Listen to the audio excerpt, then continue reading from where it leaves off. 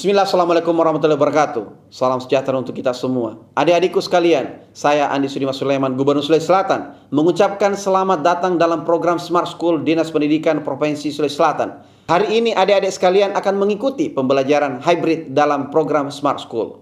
Aplikasi Smart School adalah sebuah pendekatan dengan tetap mengedepankan sebuah pendidikan dengan digital approaching, untuk kemudian mengedepankan kualitas dan mutu pendidikan yang diterima siswa secara seragam di seluruh wilayah Sulawesi Selatan, termasuk di pelosok-pelosok. Program ini bukan hanya memberikan kepada adik-adik sekalian pengalaman belajar yang baru, namun juga memberikan fasilitas kebutuhan dengan fitur bermanfaat seperti rekaman video pembelajaran yang dapat diulang, trik-trik penyelesaian soal, ujian-ujian, serta sarana konsultasi pembelajaran dari guru-guru terbaik di Sulawesi Selatan. Sering-sering mengakses aplikasi Smart School melalui gawai yang adik-adik sekalian miliki di setiap kesempatan yang dimiliki. Untuk seluruh adik-adikku sekalian yang saya cintai, saya banggakan, selamat belajar dan semoga ilmu yang didapatkan bermanfaat untuk menambah pengetahuan pendidikan adik-adik sekalian. Salam kita pada salama. Assalamualaikum warahmatullahi wabarakatuh. Salam sejahtera untuk kita semua.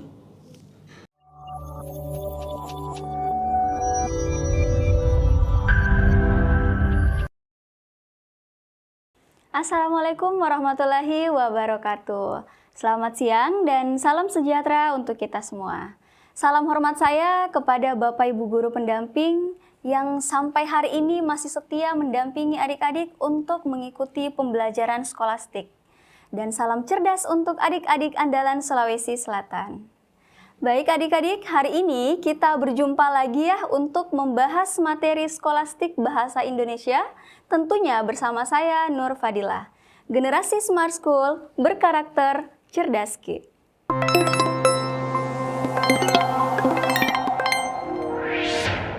Oke adik-adik, hari ini kita akan membahas mengenai materi skolastik Bahasa Indonesia untuk subtes pengetahuan dan pemahaman umum. Nah, perlu adik-adik ketahui bahwa materi pengetahuan dan pemahaman umum ini atau yang biasa kita singkat dengan PPU, hari ini kita akan mempelajari materi terkait morfologi. Nah, sebenarnya materi morfologi ini materinya beririsan ya dengan subtes pemahaman bacaan dan menulis. Nah, tetapi pada hari ini kita hanya fokus untuk membahas soal-soal terkait subtes PPU saja ya. Nah, adapun subtes PPU ini kakak ingatkan kembali ya bahwa tujuannya untuk menguji kemampuan adik-adik dalam membaca, logika, dan pengetahuan umum yang berbasis verbal dan kebahasaan. Jadi ada beberapa soal di PPU ini nantinya yang sebenarnya tidak membutuhkan konsep-konsep detail dari teori-teori kebahasaan. Namun hanya membutuhkan pengetahuan umum adik-adik saja. Seperti itu ya. Jadi itu yang membedakan dengan subtes pemahaman bacaan dan menulis. Nah, hari ini kita akan fokus pada materi morfologi terkait afiksasi, jenis kata, dan pengulangan atau reduplikasi. Nah, materi yang pertama adalah afiksasi. Menurut KBBI, imbuhan atau afiks adalah tambahan dalam bahasa untuk membuat kata baru. Kata yang sudah dilekati dengan imbuhan dapat memiliki arti yang berbeda dengan kata dasarnya. Nah, contohnya ya adik-adik. Ada kata dasar misalnya minum. Minum ya. Nah, ketika ditambahkan dengan imbuhan, misalnya imbuhan an ya. Imbuhan an, maka akan menjadi minuman. Nah, kata dasar minum ini adalah sebenarnya kata kerja ya. Kata kerja atau verba. Nah, ketika ditambahkan dengan imbuhan an, maka katanya berubah arti menjadi kata benda ya, nomina. Nah, itu maksudnya ya. Jadi, ketika ada kata dasar kemudian ditambahkan imbuhan, bisa jadi nanti akan memiliki arti yang berbeda. Nah, afiksasi ini ada beberapa penggolongannya. Jadi ada beberapa penggolongannya, yaitu yang pertama ada Prefiks ya, prefiks atau imbuhan awalan. Artinya imbuhannya itu ditempatkan di awal kata dasarnya. Misalnya contohnya me ya, imbuhan me, di, ser, ber, pen, ke, ter, dan per ya. Contoh katanya misalnya memakan, dimasak, bernyanyi, pekerja, terpuji, dan sebagainya ya. Nah, ini ada kata dasar makan, kemudian mendapatkan awalan me ya, sama dengan dimasak. Kata dasarnya masak, kemudian mendapatkan imbuhan di. Lalu nyanyi ya, mendapatkan imbuhan awalan ber. Kemudian kerja, kata dasar kerja mendapat imbuhan awalan pe ya. Dan terakhir ini dari kata puji ya, mendapat imbuhan awalan ter. Nah, seperti itu untuk prefiks atau awalan. Nah, selanjutnya untuk imbuhan infiks atau sisipan. Contoh imbuhannya adalah l, m, n, r, dan in. Jadi kalau misalnya ingin mengingat lebih mudah, tinggal dibaca lurus aja ya. Elemenerin, elemenerin ya, sisipan itu elemenerin. Nah, apa saja contoh katanya? Misalnya tali mendapatkan imbuhan sisipan maka akan menjadi temali ya. Jadi imbuhannya ini. Kemudian getar, getar mendapatkan imbuhan ini ya, m lagi dari kata getar. Kemudian tunjuk mendapatkan imbuhan sisipan l ya, telunjuk, seperti itu. Nah, itu untuk prefiks dan infiks. Kemudian selanjutnya ada imbuhan akhiran ya, sufiks atau yang biasa disebut dengan sufiks. Nah, sufiks ini contoh imbuhannya seperti i, kan, an, dan nya. Contoh katanya. Contoh kata ya. Ada imbuhan akhirannya dengan kata dasar pergi. Perginya, marahi. Jadi mendapatkan akhiran i. Kemudian pastikan, mendapatkan akhiran kan ya, dari kata dasar pasti. Lalu ada akhiran an yang mendapat yang dimana kata dasarnya adalah arah. Jadi arahan. Nah, seperti itu untuk imbuhan akhiran atau sufiks. Kemudian untuk gabungan. Gabungan atau biasa disebut dengan konfiks ya. Jadi ada imbuhan di awal dan ada imbuhan di akhir kata dasar. Nah, contoh imbuhannya seperti kean, beran, pean, dan senya. Contoh katanya misalnya kesepakatan. Jadi dari kata dasar sepakat mendapatkan imbuhan kean ya. Kemudian pertanggungjawaban. Dari kata dasar tanggung jawab kemudian mendapat imbuhan konfiks yaitu per-an ya. Lalu ada bersamaan. Dari kata dasar sama yang dimana imbuhannya adalah beran. Lalu seperlunya. Dari kata dasar perlu mendapatkan imbuhan senya. Seperti itu ya adik-adik. Nah, kemudian imbuhan selanjutnya ada imbuhan asing. Nah, kenapa dikatakan imbuhan asing? Karena ini diserap dari bahasa asing, dari bahasa Arab dan bahasa Sanskerta ya. Jadi ada pra, pro, ex, non, adi, ekstra, anti, pasca, semi, sub, swa, isme, kontra, logi, isasi, wan, wati, dan lain sebagainya ya, sebenarnya masih banyak. Nah, contoh katanya, contoh kata ya, ada antivirus, ini ya antivirus. Kemudian pro-demokrasi atau sub-bidang, nasionalisasi ya, dari kata nasional. Kemudian mendapatkan imbuhan asing isasi. Lalu ada wisudawan dan sebagainya ya, masih banyak lagi. Nah, itulah kelima penggolongan dari afiksasi atau imbuhan. Selanjutnya kita ke materi berikutnya ya, berkaitan dengan jenis kata. Nah, dalam bahasa Indonesia ada beberapa jenis kata yang harus kita ketahui, dan jenis kata ini sebenarnya juga bukan hanya untuk menjawab soal-soal PPU saja, tetapi juga untuk menjawab soal-soal PBM. Jadi adik-adik, karena ada beberapa memang materi yang saling beririsan ya. Nah, yang pertama yang akan kita bahas adalah kata kerja atau yang disebut dengan verba. Nah, verba ini mengacu pada kata yang menyatakan makna perbuatan atau suatu pekerjaan, tindakan, proses, atau keadaan. Umumnya bertindak sebagai predikat ya. Jadi di dalam kalimat, biasanya verba itu bertindak sebagai predikatnya. Kemudian, afiksasi, kalau dia imbuhan ya, maka biasanya imbuhannya yaitu imbuhan me, ber, di, ter, kan, dan i ya. Contoh kata seperti makan, lari, atau bermain, menari, dan sebagainya. Seperti itu ya untuk kata kerja. Nah, selanjutnya kata benda atau nomina.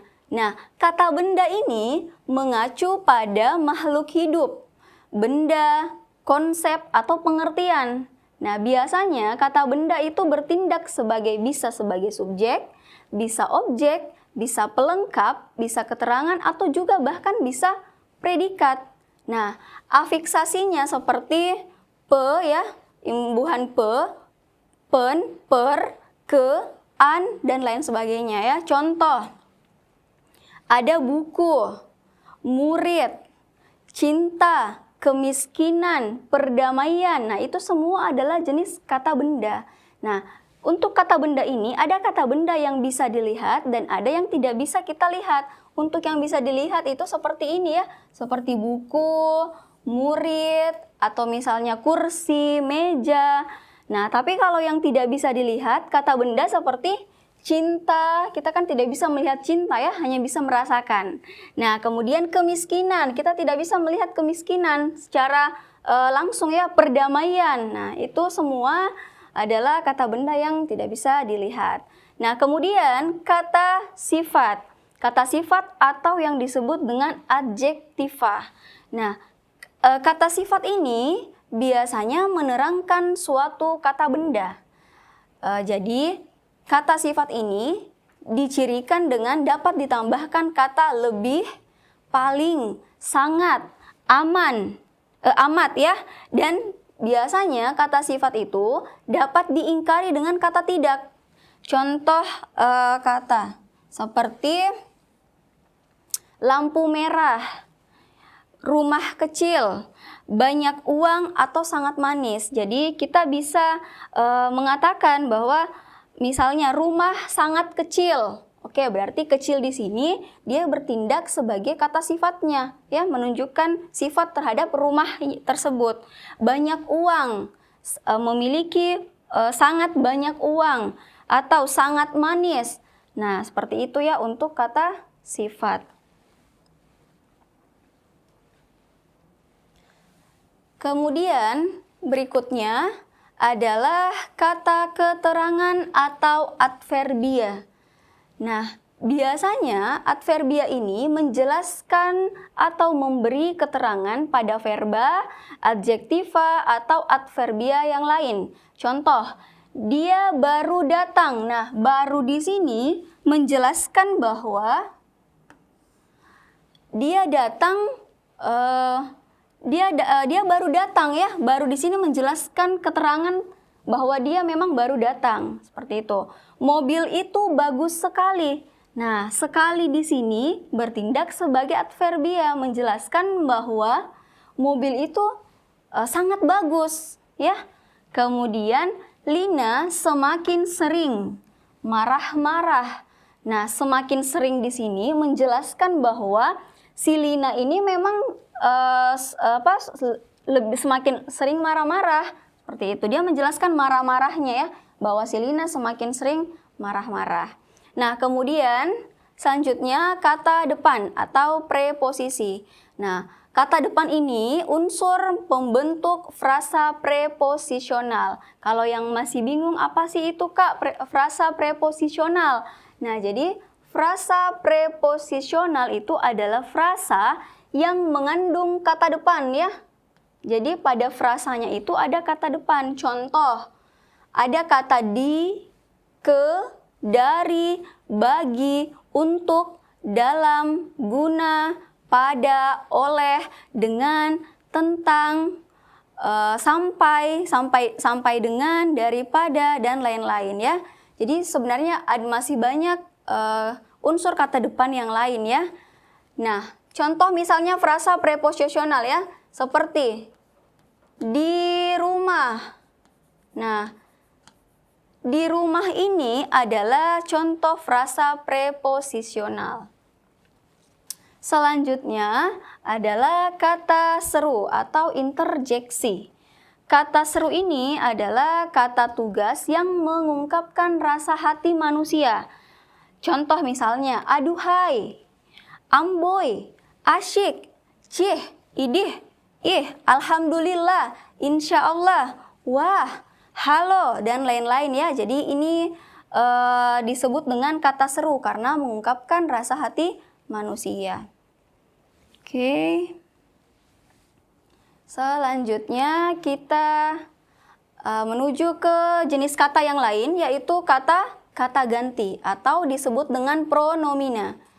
Nah, pronomina ini menggantikan orang, benda, atau sesuatu yang dibendakan. Contohnya, kata ganti orang, misalnya kata ganti orang pertama bisa saya, aku, kami, kita, daku, dan ku ya, partikel ku. Atau kata ganti orang kedua bisa kamu, anda, engkau, dikau, partikelmu, kalian, kamu sekalian. Atau kata ganti orang ketiga, dia, beliau, ia, nya, dan mereka. Nah, untuk kata ganti penunjuk ya, misalnya yang ditunjuk adalah suatu hal-hal umum, bisa menggunakan ini atau itu. Kemudian jika yang ditunjuk adalah merujuk ke tempat, maka bisa menggunakan sini, sana, situ, ke sana, dari situ, yakni, atau yaitu. Atau kata ganti penunjuk mengenai ihwal ya atau perihal, bisa menggunakan kata ganti begini atau begitu ya. Kemudian kata ganti penanya.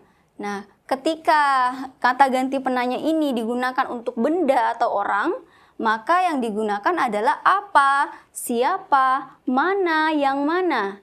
Atau misalnya yang ditanyakan adalah waktu, bila mana, kapan, bila, seperti itu ya adik-adik. Nah, kemudian jika yang ditanyakan adalah tempat, maka menggunakan di mana, kemana, dari mana. Lalu ada keadaan. Misalnya yang ditanyakan adalah keadaannya ya, berarti mengapa, bagaimana, seperti itu. Dan terakhir, untuk kata ganti penanya yang ditanyakan adalah mengenai jumlah, maka menggunakan kata ganti berapa, seperti itu ya. Selanjutnya, nah ini jenis kata berikutnya ya, yaitu kata penghubung atau konjungsi.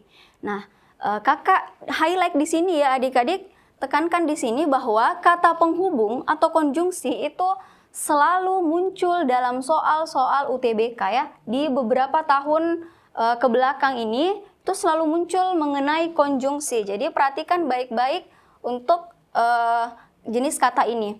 Nah, konjungsi itu adalah kata penghubung, menghubungkan kata dengan kata atau klausa dengan klausa, kalimat dengan kalimat. Nah, konjungsi atau kata penghubung itu terbagi menjadi 3 ya. Ada konjungsi intrakalimat. Jadi ada intrakalimat ya. Intra itu artinya di dalam ya. Berarti konjungsi intrakalimat adalah konjungsi yang ada di dalam suatu kalimat. Ada di dalam suatu kalimat.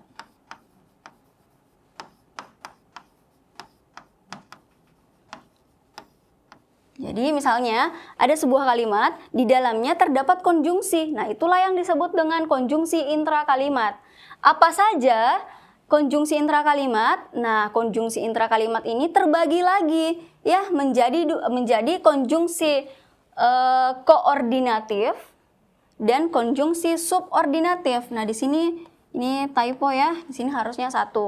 Nah, konjungsi koordinatif itu adalah konjungsi yang menghubungkan dua unsur yang memiliki status yang sama. Biasanya terdapat dalam kalimat majemuk setara. Nah, pertanyaannya, apa sih Kak itu majemuk setara ya? Kalimat majemuk setara artinya kalimat yang memiliki pola klausa yang sama ya. Jadi pola klausanya sama. Contohnya misalnya, ayah mencuci motor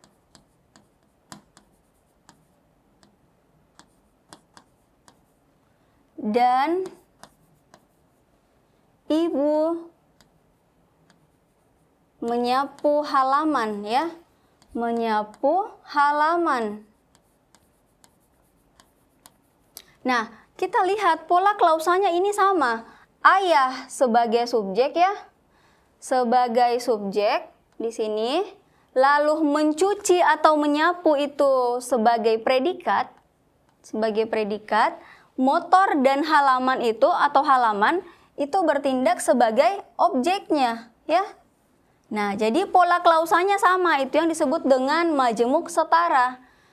Jadi contohnya, ayah mencuci motor dan ibu menyapu halaman. Seperti itu untuk majemuk setara. Nah, jadi apa saja konjungsi yang termasuk konjungsi koordinatif? Yaitu ada konjungsi dan. Ya. Dan ini adalah konjungsi yang menandai bahwa ada penambahan. Ya. Nah, ada penanda hubungan penambahan. Seperti ini tadi, ayah mencuci motor dan ibu menyapu halaman. Kemudian serta. Serta itu memberikan penanda hubungan pendampingan ya. Kemudian atau penanda hubungan pemilihan. Atau misalnya ini melainkan, tetapi, padahal, sedangkan itu adalah penanda pertentangan atau perlawanan.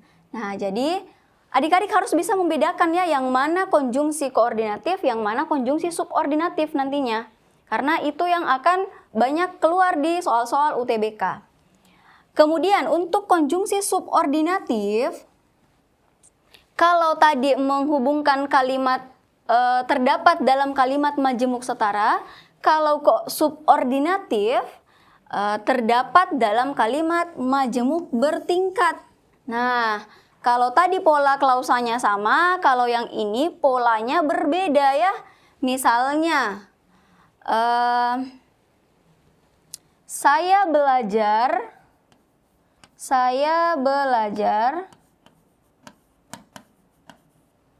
ketika hujan turun.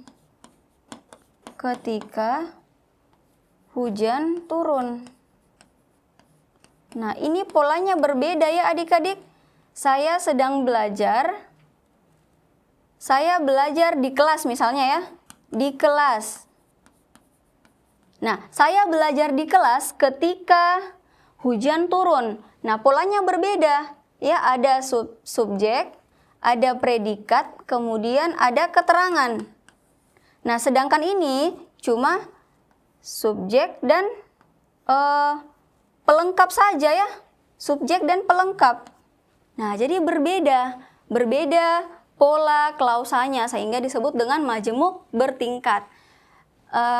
Contoh dari konjungsi subordinatif ini adalah waktu. Waktu itu arti atau makna waktu di sini biasanya menggunakan konjungsi sejak, semenjak, sedari, sewaktu, ketika, tatkala, sementara, dan sebagainya. Nah, kemudian untuk konjungsi syarat biasanya menggunakan konjungsi jika, kalau, jikalau, asalkan, bila, manakala. Kemudian tujuan, biasa menggunakan konjungsi agar, supaya, biar. Lalu ada makna sebab ya, yang artinya sebab atau hubungan sebab. Nah, di sini contohnya seperti konjungsi sebab, karena, maka. Lalu ada konsesif, yaitu menggunakan konjungsi walaupun, meskipun, dan biarpun ya. Tuh, jadi memang berbeda ya adik-adik antara subordinatif dengan koordinatif. Nah, selanjutnya ini adalah konjungsi yang kedua, antar kalimat. Jadi dari kata ini adalah antar kalimat ya, berarti mengantarai satu kalimat dengan kalimat yang lain. Nah, biasanya konjungsi antar kalimat ini berada di awal kalimat ya, di awal kalimat. Misalnya konjungsi yang bermakna akibat, contohnya oleh karena itu ya, oleh karena itu. Kejadian yang mendahului, contoh kata sebelum itu, contoh konjungsinya ya, sebelum itu. Pertentangan, contoh konjungsinya namun, akan tetapi. Lalu simpulan, bermakna simpulan, contoh konjungsinya dengan demikian, jadi. Kemudian penambahan, konjungsinya selain itu. Lalu ada kebalikan ya, contoh konjungsinya sebaliknya. Atau kesediaan, contoh konjungsinya biarpun. Biarpun begitu ya. Nah, kemudian konjungsi selanjutnya adalah konjungsi korelatif.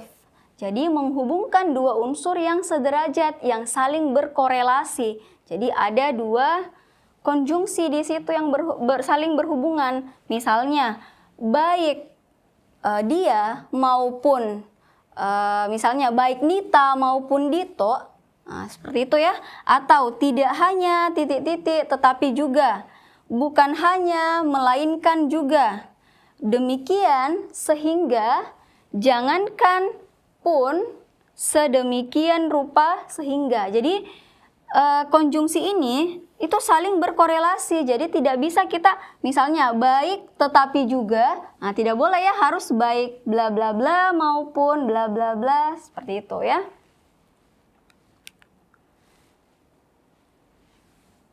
Nah, kemudian materi selanjutnya adalah pengulangan atau reduplikasi. Nah, pengulangan ini ada beberapa jenisnya juga ya. Ada yang disebut dengan dwilingga atau pengulangan utuh. Yang dimana contohnya anak-anak. Jadi kata dasar anak diulang kembali ya secara utuh. Anak-anak, mobil-mobil, buku-buku, laki-laki, dan sebagainya ya. Kemudian dwipurwa atau kata ulang sebagian. Leluasa, pepohonan, dedaunan, leluhur, sesaji, dan lain-lain. Kemudian ada kata ulang berubah bunyi. Sayur, mayur, lauk, pauk, gotong, royong, teka, teki, dan lain-lain. Lalu ada kata ulang berimbuhan, contohnya tarik-menarik, tolong-menolong, kedua-duanya, dan lain-lain. Kemudian ada kata ulang semu ya, kata ulang semu, contohnya kupu-kupu, laba-laba, ondel-ondel, pura-pura, dan lain-lain. Nah, sekarang apa bedanya antara kata ulang semu ini dengan kata ulang utuh? Karena sama-sama mengulang kata dasarnya ya, kata dasar yang sama. Nah, jadi bedanya adalah kalau kata ulang semu, dia mengulang kata yang tidak bisa dipisahkan ya. Misalnya hanya kupu saja. Kupu ya, tidak bisa seperti itu. Tidak ada kata kupu ya. Atau laba. Laba saja ya, tidak ada. Ondel. Nah, jadi itu harus serangkai, kupu-kupu, laba-laba, tidak bisa dipisahkan. Berbeda dengan dwilingga atau kata ulang utuh. Anak-anak, anak bisa jadi cuma anak saja ya, tidak diulang anak-anak. Seperti itu. Oke, jadi itu untuk materi reduplikasi atau pengulangan.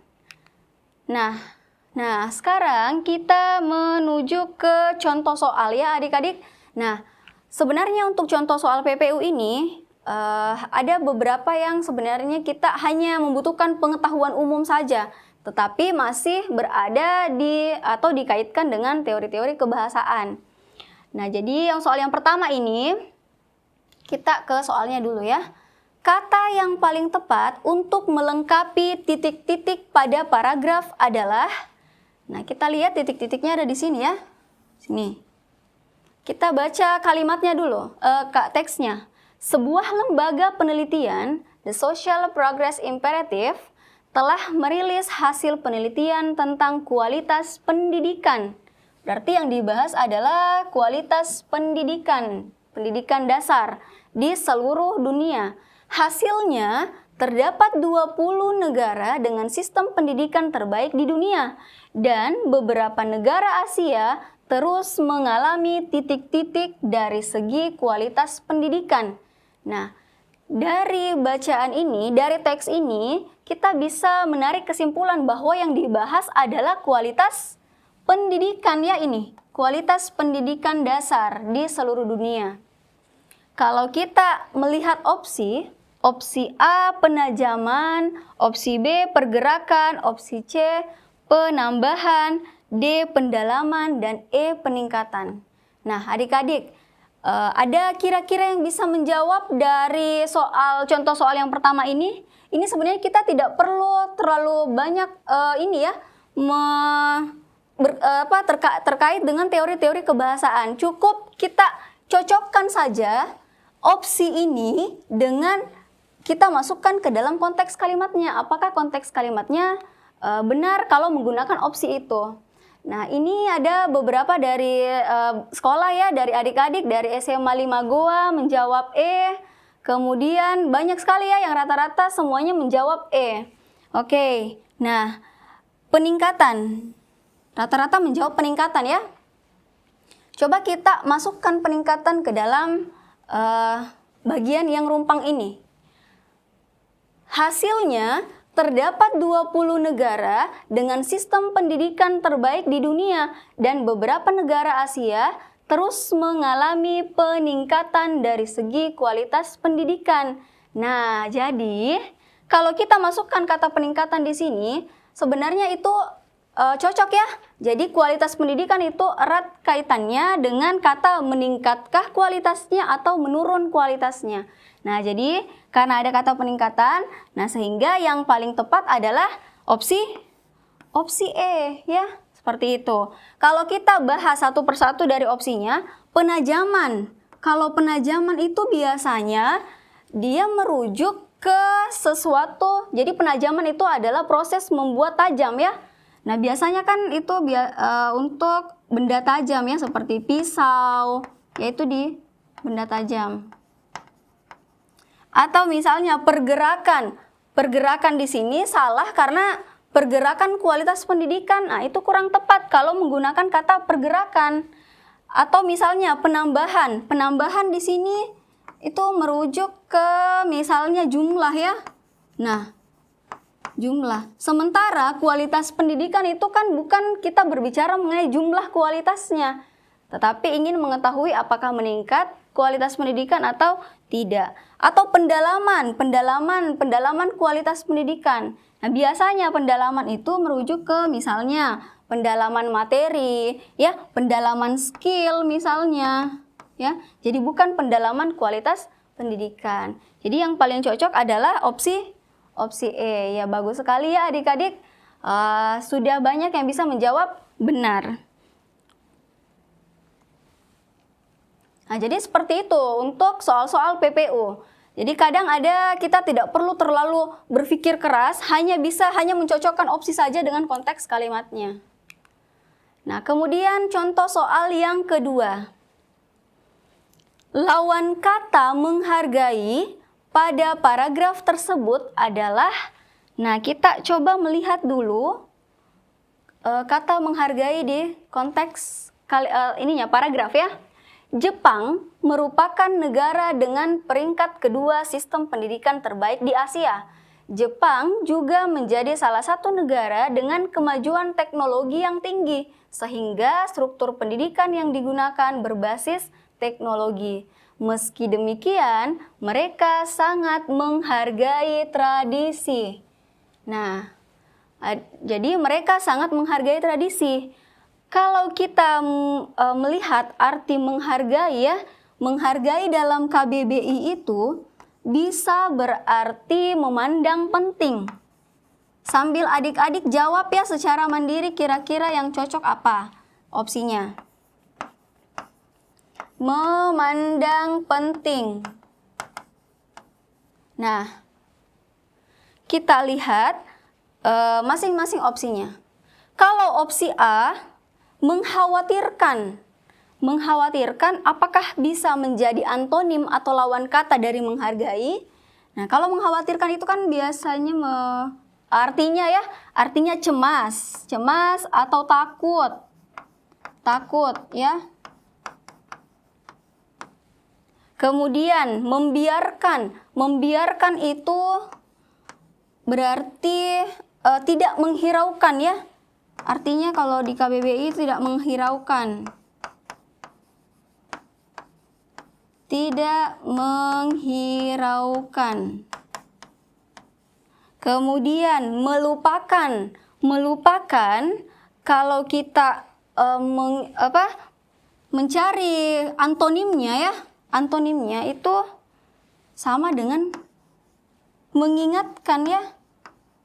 Kalau kita mencari antonimnya itu melupakan ya antonim atau lawan kata dari mengingatkan. Kalau melemahkan, itu lawan katanya atau antonimnya adalah menguatkan. Menguatkan. Nah, sehingga opsi C ini sebenarnya sudah bisa kita eliminasi opsi C dengan D karena sudah ada lawan katanya. Dan berbeda dengan kata menghargai ya. Kalau opsi E itu menyepelekan. Arti kata dari menyepelekan itu adalah menganggap remeh ya. Menganggap remeh. Atau bisa juga menyepelekan diartikan sebagai menganggap tidak penting. Ya, atau tidak penting. Nah, ada yang sudah jawab ini adik-adik? Dari adik-adik jawabannya apa? Ada yang jawab E. Oke. E semua ya? Iya, rata-rata menjawab E. Dari SMA 12 Bone, kemudian dari SMA 1 Selayar juga E. Ya E bro, oke iya bro. Jadi jawabannya ini ya, benar adalah menyepelekan atau menganggap remeh. Nah, itu lawan kata dari ini, memandang penting, lawan katanya menganggap tidak penting. Seperti itu.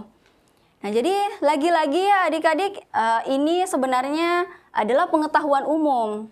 Tidak perlu kita terlalu detail membahas teori-teori kebahasaan. Oke, selanjutnya contoh soal yang ketiga. Kita baca soalnya dulu ya.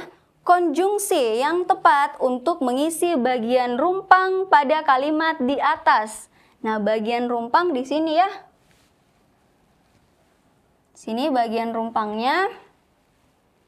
Kita melihat kalimatnya dulu. Sebanyak 3 rumah warga terendam dan 1 jembatan tidak bisa dilalui. Titik-titik ada bagian jembatan yang hanyut akibat terjangan air. Nah, untuk menjawab soal seperti ini, cukup masukkan saja opsinya ke dalam konteks kalimatnya apakah benar atau tidak.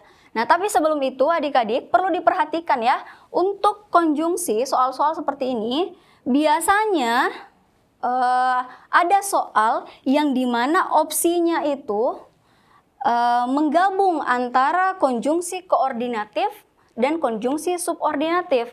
Nah, kebetulan di dalam teks atau kalimat ini, konjungsi yang dipakai adalah konjungsi koordinatif ya. Adalah konjungsi koordinatif. Kakak singkat ya. Koordinatif. Konjungsi koordinatif. Nah, biasanya ada soal yang opsinya itu menampilkan misalnya ada konjungsi subordinatif. Jadi bisa langsung kita eliminasi. Makanya penting tadi untuk bisa membedakan antara konjungsi koordinatif dan konjungsi subordinatif. Nah, tapi kalau kita lihat di opsi ini, semuanya merujuk ke konjungsi koordinatif. Jadi kita harus pilih lagi ya satu-satu. Oke, coba kita masukkan ke dalam konteks kalimatnya. Sebanyak 3 rumah warga terendam dan 1 jembatan tidak bisa dilalui apabila ada bagian jembatan yang hanyut akibat terjangan air. Nah, kata apabila di sini itu merujuk ke konjungsi yang menyatakan syarat sebenarnya ya. Nah, sementara kalau kita lihat dari kalimat, sebanyak 3 rumah warga terendam dan 1 jembatan tidak bisa dilalui. Itu adalah akibatnya ya, akibat dari, jadi ini adalah akibatnya. Akibat dari apa? Dari ada bagian jembatan yang hanyut akibat terjangan air ya. Ini adalah sebabnya. Jadi 1 jembatan tidak bisa dilalui itu adalah akibat dari adanya bagian jembatan yang hanyut akibat terjangan air. Nah, kalau apabila itu kan untuk syarat. Kalau tetapi itu kakak sudah bahas sebelumnya ya, tetapi itu untuk penanda hubungan pertentangan atau perlawanan ya. Nah, di sini tidak ada perlawanan, berarti ini bisa kita coret ya. Ini juga kita bisa coret. Hingga itu merujuk ke hingga waktu ya, konjungsi yang penanda waktu. Nah, sementara di sini bukan waktu yang kita bahas, berarti ini sudah bisa kita coret. Lalu kemudian sehingga ini adalah penanda akibat ya, penanda akibat. Kemudian karena ini juga penanda sebab ya. Nah, berarti ada akibat, ada sebab. Di dalam konteks teks juga ada akibat, ada sebab. Tinggal kita mencocokkan apakah sehingga atau karena yang cocok. Nah, kita coba melihat jawaban adik-adik. Apa kira-kira ada yang jawab D? Terus kemudian dari SMA 7 Goa menjawab D. Dari mana lagi ya? Ini dari Munawar Abdullah juga menjawab D ya. Oke. Semuanya menjawab D. Oh, ada yang menjawab E. Oke, dari SMA 5 Goa menjawab D. Oke, coba kita masukkan ke konteks kalimat. Sebanyak 3 rumah warga terendam dan 1 jembatan tidak bisa dilalui, sehingga ada bagian jembatan yang hanyut akibat terjangan air. Atau kita menggunakan opsi E. Sebanyak 3 rumah warga terendam dan 1 jembatan tidak bisa dilalui karena ada bagian jembatan yang hanyut akibat terjangan air. Nah, jadi yang mana yang cocok ini adik-adik? Lebih banyak memilih D ya. D, kemudian tadi ada juga yang menjawab E. Nah, kalau kita lihat konteks kalimatnya, lebih cocok menggunakan konjungsi karena. Ya, karena di sini kalau kita pakai karena itu lebih cocok. Kenapa? Karena ada bagian jembatan yang hanyut akibat terjangan air, itu kan penyebab dari 1 jembatan tidak bisa dilalui. Gitu. Jadi lebih cocok menggunakan konjungsi karena di sini adik-adik. Seperti itu. Nah, makanya harus hati-hati lagi ya, hati-hati dalam pemilihan konjungsinya, karena soal-soal UTBK memang seperti itu. Ada dua opsi yang benar-benar membingungkan untuk kita. Jadi kita harus memperhatikan lebih teliti lagi ya. Seperti itu.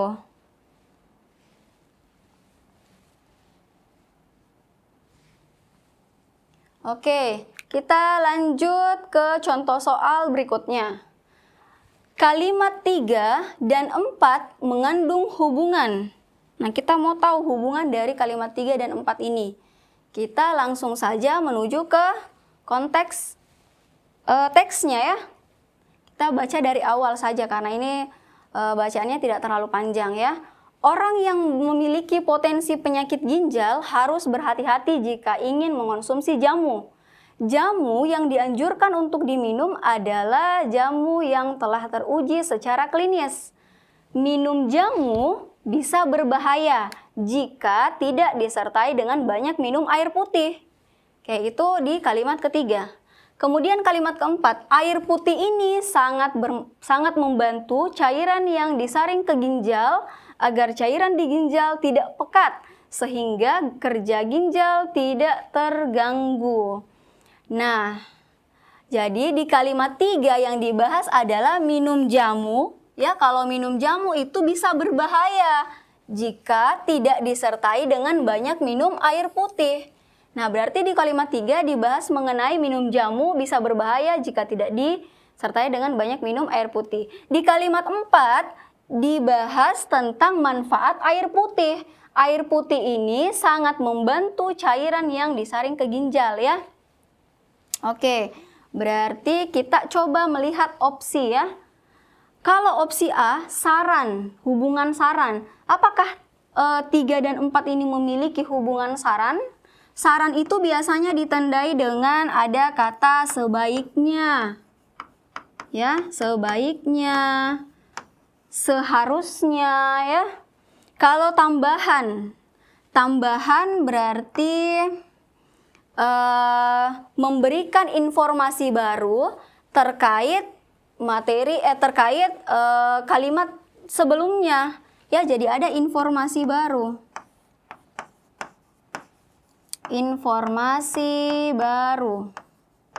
yang diberikan ya. Kalau syarat itu biasanya ditandai dengan ada penggunaan kata apabila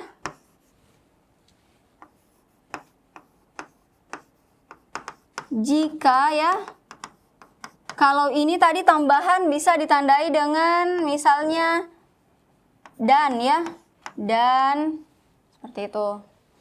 Kemudian sebab akibat. Sebab akibat bisa, kalau sebab akibat ada dua ya. Bisa karena, bisa sebab, bisa maka ya.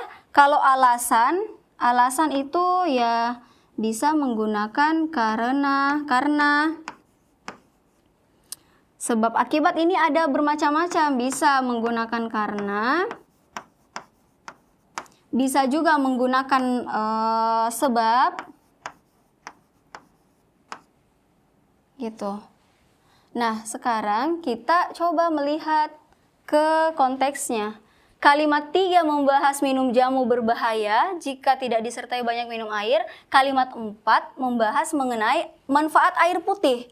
Nah, apakah itu bermakna saran? Pasti sudah salah ya kalau kita bilang ini adalah saran, itu kurang tepat ya, kurang tepat.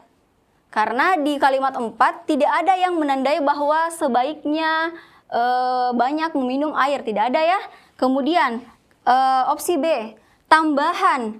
Nah, ada informasi baru dan biasanya bisa disertai dengan konjungsi dan. Nah, tetapi di kalimat 3 dan 4 ini tidak cocok jika kurang tepat jika mengandung hubungan tambahan, karena yang dibahas di sini adalah minum jamu yang bisa berbahaya, sedangkan yang di nomor 4 manfaat air putihnya. Jadi kurang tepat kalau dikatakan 3 dan 4 itu mengandung hubungan tambahan. Jadi ini juga kurang tepat. Nah, kemudian syarat. Nah, apalagi ini ya? Apakah minum jamu bisa berbahaya? Syaratnya minum air putih ini sangat membantu cairan. Nah, itu juga tidak tepat. Kalau sebab akibat, kita lihat minum jamu bisa berbahaya jika tidak disertai dengan banyak minum air putih. Jadi sebabnya itu misalnya adalah yang ketiga misalnya ya. Akibatnya. Kemudian apakah yang keempat itu bisa menjadi sebab? Air putih ini sangat membantu cairan yang disaring ginjal agar cairan di ginjal tidak pekat sehingga kerja ginjal tidak terganggu. Kalau kita jadi kalau kalimat 3 itu menjadi akibat, seharusnya yang keempat itu menjadi sebabnya. Tetapi kalau dilihat di kalimat 4 tidak menunjukkan keterangan sebab, ya. Jadi opsi D ini bisa kita eliminasi. Nah, kemungkinan jawabannya adalah yang opsi E. Kenapa? Coba kita masukkan ke konteks kalimatnya. Minum jamu bisa berbahaya jika tidak disertai dengan banyak minum air putih.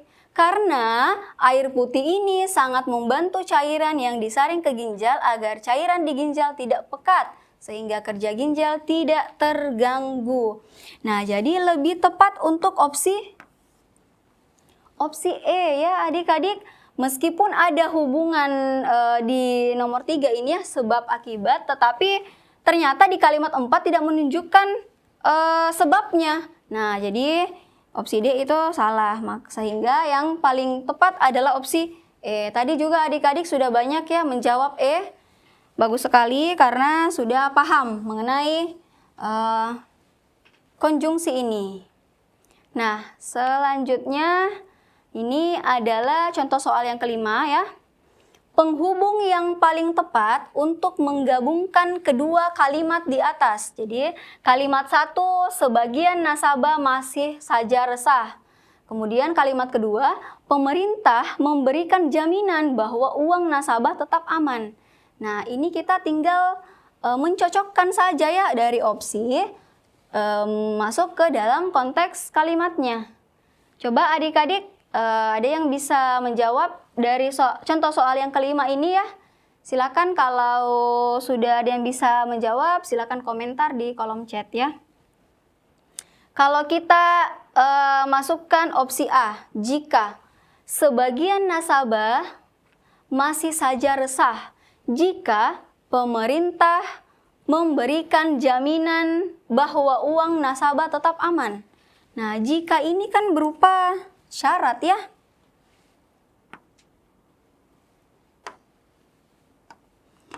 Jika ini berupa syarat. Nah, sementara kalau kita lihat sebagian nasabah masih saja resah jika pemerintah memberikan jaminan bahwa uang nasabah tetap aman. Itu tidak logis ya kalimatnya. Jadi ini kita bisa eliminasi. Kalau agar sebagian nasabah masih saja resah, agar pemerintah memberikan jaminan bahwa uang nasabah tetap aman. Nah, ini juga kurang tepat penggunaannya ya. Meskipun kita tidak memahami konjungsi secara baik, kita bisa dengan mencocokkan ke konteks kalimatnya, kita bisa menjawab ya. Kemudian, walaupun, coba kita masukkan ke dalam sini konteks kalimatnya. Sebagian nasabah masih saja resah, walaupun pemerintah memberikan jaminan bahwa uang nasabah tetap aman. Oke, walaupun itu termasuk konjungsi konsesif.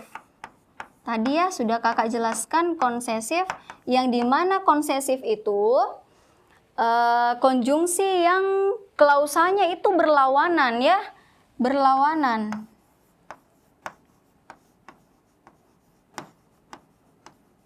Berlawanan. Kalau kita lihat ke konteks kalimat di sini, sebagian nasabah masih saja resah.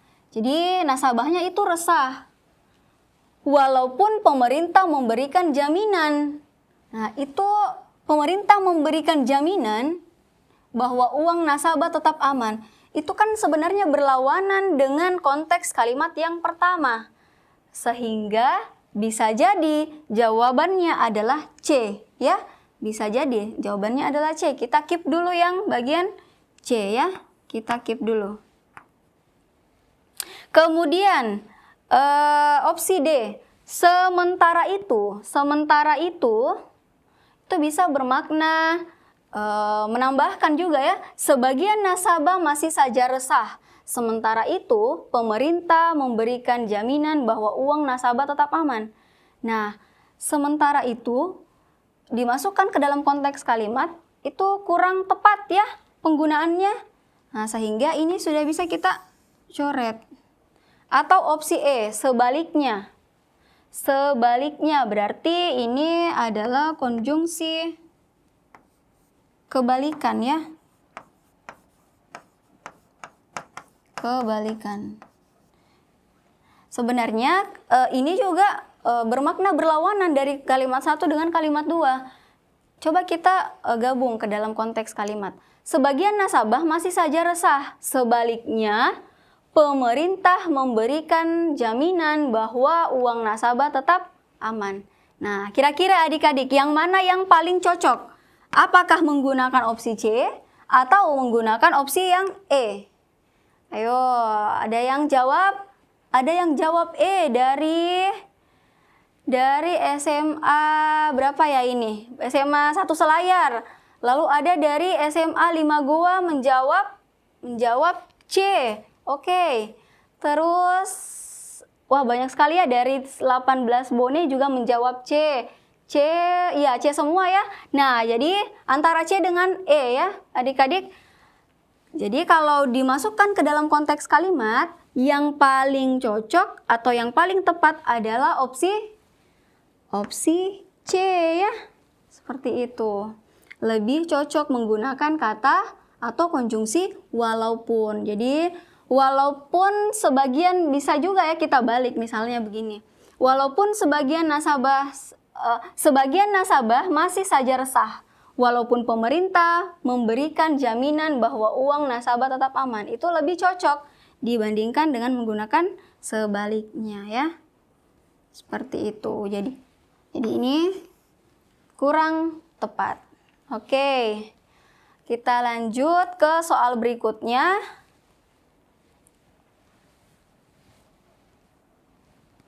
Ini soal masih sama dengan soal yang sebelumnya ya, mengandung hubungan.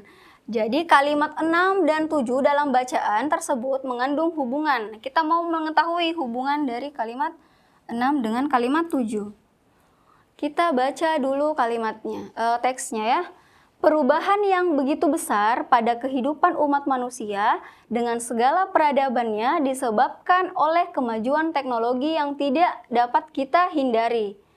Kemajuan teknologi yang semakin dahsyat ini jangan sampai menggeser jati diri kita sebagai manusia. Oleh sebab itu, kita harus melakukan tindakan yang bijaksana terhadap diri kita sendiri, keluarga, dan masyarakat luas. Nah, yang diminta adalah hubungan dari kalimat 6 dan kalimat 7. Kalimat 6 dengan kalimat 7 ya. Yang dibahas di kalimat 6 apa? Yang dibahas adalah perubahan yang begitu besar pada kehidupan umat manusia dengan segala peradabannya disebabkan oleh kemajuan teknologi. Berarti yang dibahas di sini adalah perubahan yang begitu besar disebabkan oleh kemajuan teknologi. Itu ya, itu yang dibahas di kalimat 6. Kemudian masuk ke kalimat 7. Kemajuan teknologi yang semakin dahsyat ini berarti ini ya, kemajuan teknologi dibahas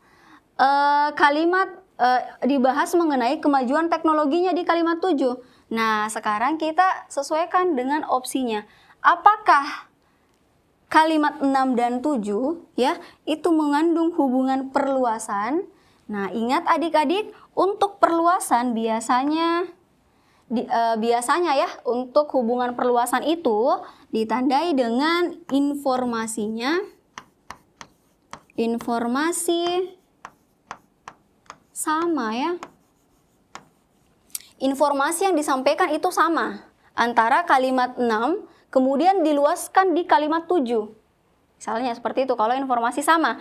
Kalau penambahan itu seperti yang sudah kakak jelaskan tadi ya, bahwa informasinya itu berbeda ya, informasi beda gitu. Jadi ada informasi tambahan tapi masih berkaitan dengan kalimat yang sebelumnya. Jadi informasinya beda tetapi masih berkaitan dengan kalimat sebelumnya. Kalau penegasan itu biasanya ditandai dengan ada konjungsi, misalnya bahkan ya. Bahkan, nah itu berarti menegaskan kalimat sebelumnya atau menjelaskan kembali kalimat sebelumnya, itu bisa jadi penegasan. Atau penghubungan. Penghubungan di sini ya, penghubungan ada banyak ya, penghubungan bisa dia penghubungannya mengarah ke perluasan, bisa ke penambahan. Jadi opsi D ini sebenarnya sudah bisa kita eliminasi. Nah, kemudian perincian. Nah, perincian ini paling gampang ya kita ketahui atau kita identifikasi. Perincian itu berarti ada unsur-unsur perincian. Ada konjungsi, misalnya ada kata dan, konjungsi dan atau ya. Nah, sekarang kita sudah ada yang bisa dieliminasi ya adik-adik. Kita bisa mengeliminasi ini karena penghubungan itu terlalu umum ya. Ini penghubungan itu terlalu umum. Kalau perincian, apakah 6 dengan 7 ada unsur-unsur perincian di dalamnya? Tentu tidak ya, tidak ada. Di ini sudah bisa kita eliminasi. Nah, tinggal opsi A, B, dan C. Oke, kalau kita lihat lagi ya, opsi C. Penegasan. Apakah kalimat 6 menegaskan, kalimat 7 menegaskan kalimat 6 atau sebaliknya? Nah, tentu tidak ya, karena di kalimat 6 yang dibahas adalah perubahan yang begitu besar, itu disebabkan oleh kemajuan teknologi. Kemudian di kalimat berikutnya, dibahas mengenai kemajuan teknologi yang semakin dahsyat ini, jangan sampai menggeser jati diri kita. Nah, berarti itu tidak menegaskan kalimat sebelumnya, gitu. Sehingga opsi C ini bisa kita eliminasi. Dan juga di kalimat 7 tidak ada kata bahkan ya, sehingga tidak bisa kita identifikasi sebagai hubungan penegasan. Seperti itu. Nah, tinggal opsi A dengan B. Jadi memang seperti itu ya, soal-soal UTBK itu selalu menyisakan dua yang membuat kita bingung. Ada perluasan, ada penambahan. Kita lihat untuk perluasan dulu. Kalau perluasan, informasinya sama. Berarti informasi sama yang dimaksud di sini adalah inti kalimat yang dibahas adalah sama. Inti kalimatnya itu sama. Nah, kalau kita lihat kalimat 6, inti kalimatnya adalah perubahan yang begitu besar disebabkan oleh kemajuan teknologi. Itu ya. Kemudian apakah di kalimat 7 membahas mengenai perubahan yang begitu besar? Tidak, tapi di kalimat 7 yang dibahas adalah kemajuan teknologi yang semakin dahsyat ini jangan sampai menggeser. Nah, berarti informasi yang disampaikan di kalimat 7 itu berbeda dengan informasi yang disampaikan di kalimat 6, tetapi masih berkaitan. Gitu ya. Jadi, perluasan di sini kurang tepat kalau kita menganggap 6 dengan 7 memiliki hubungan perluasan. Yang benar adalah hubungan penambahan, karena informasi yang disampaikan itu berbeda ya. Di kalimat 6 dibahas perubahan yang begitu besar disebabkan oleh kemajuan teknologi. Kemudian di kalimat 7 informasinya disambung lagi ya. Kemajuan teknologi yang semakin dahsyat ini jangan sampai menggeser jati diri. Ya, jadi itu menambahkan bahwa kemajuan teknologi yang semakin dahsyat ini jangan sampai menggeser jati diri kita sebagai manusia. Seperti itu ya adik-adik. Coba saya lihat dulu ya jawabannya dari adik-adik. Yang jawab dari SMA 1 Selayar menjawab E. Oke, ada yang jawab C. Iya, ada yang jawab C. Jadi rata-rata masih bingung ya dengan penggunaan ini. Nah, jadi adik-adik di PPU itu memang konjungsi, soal mengenai konjungsi itu paling banyak mengenai ini, mengandung hubungan ya atau konjungsi yang tepat. Nah, itu yang adik-adik kalau misalnya masih merasa bingung, cari soal yang berkaitan dengan soal-soal seperti ini ya. Perkaya lagi soal-soal berkaitan dengan hubungan konjungsi di setiap kalimat ya. Seperti itu.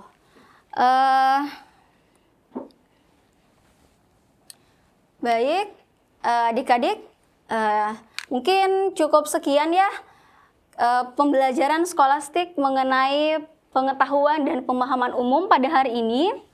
Semoga adik-adik apa yang kakak sampaikan hari ini adik-adik bisa terima dengan baik, bisa adik-adik pahami dengan baik. Jangan lupa dicatat ya. Lebih dan kurangnya mohon dimaafkan. Wassalamualaikum warahmatullahi wabarakatuh.